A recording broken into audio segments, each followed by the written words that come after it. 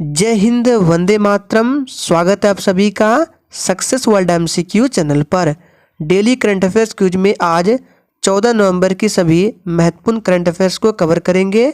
Daily current affairs cues में मैं आपको 10 मिनट में टॉप 20 करंट अफेयर्स के क्वेश्चंस आंसर को कराता हूं, जो कि पूरे दिन के करंट अफेयर्स होती है।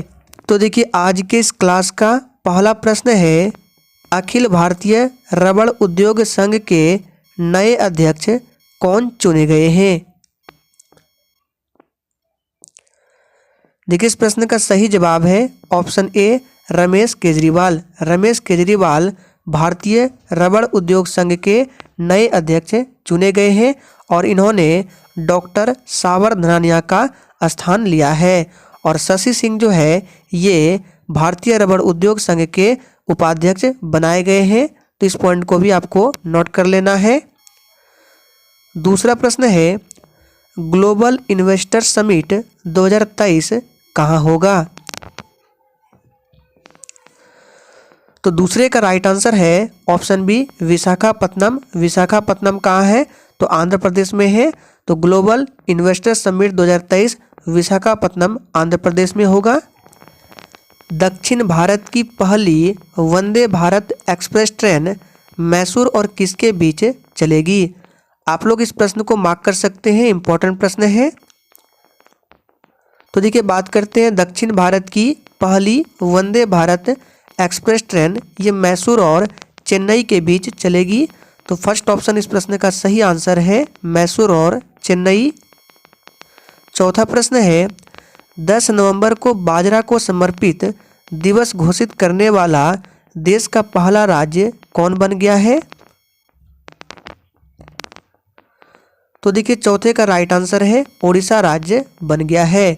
ओडिशा राज्य के वर्तमान में सीएम कौन है? तो देख सकते हैं नवीन पटनायक ओडिशा के वर्तमान में सीएम है।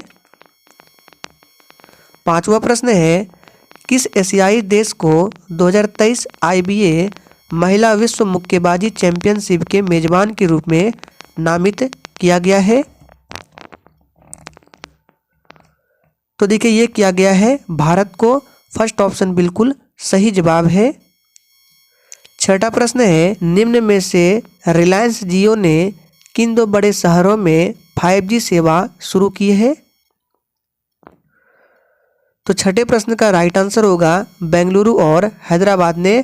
देखिए, रिलायंस जियो ने 5 अक्टूबर से अपनी 5G सेवा की शुरुआत देश के 5 शहरों से किया था, मुंबई, दिल्ली, कोलकाता, चेन्नई और वाराणसी।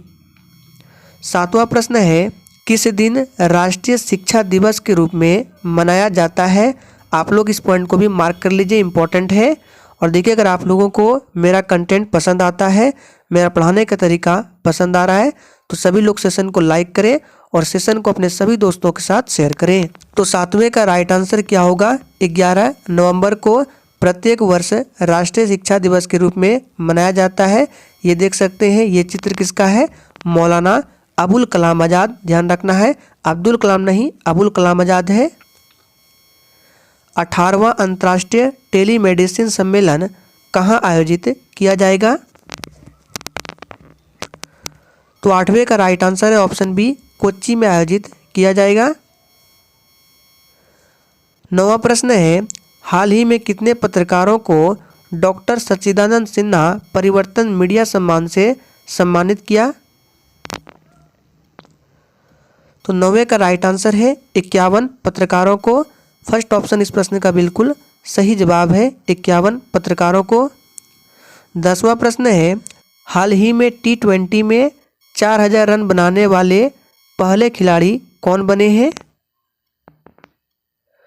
तो 10वें का राइट आंसर है विराट कोहली।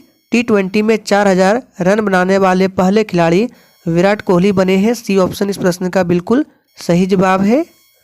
हाल ही में किस देश के क्रिकेटर स्टीफन मायबर्ग ने संन्यास की घोषणा की है?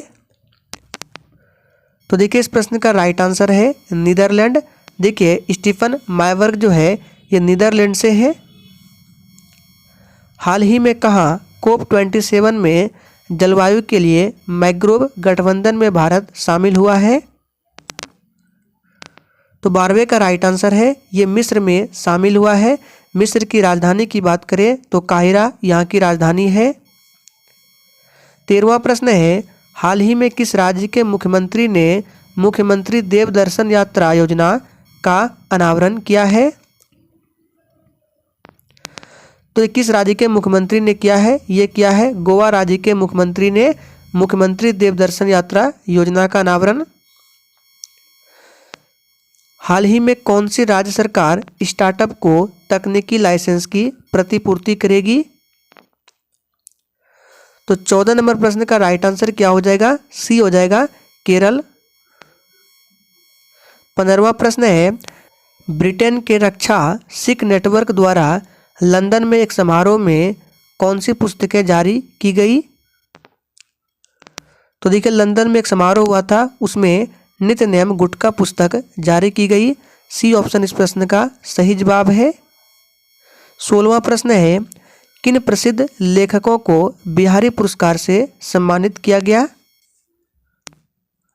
तो देखिए ये सम्मानित किया गया है मधु कांकरिया और डॉक्टर माधव हाड़ा को।